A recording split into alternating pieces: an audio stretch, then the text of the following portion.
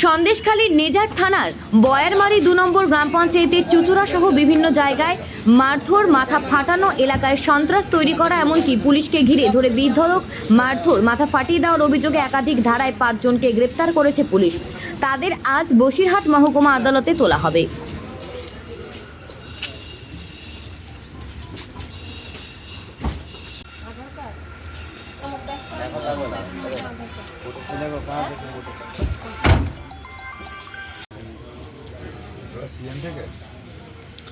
আর বাংলা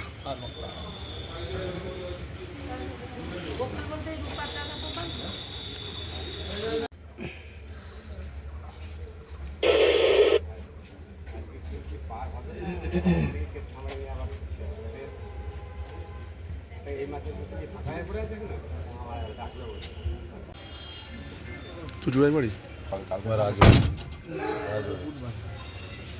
সবার বাড়ি ওইদিকে।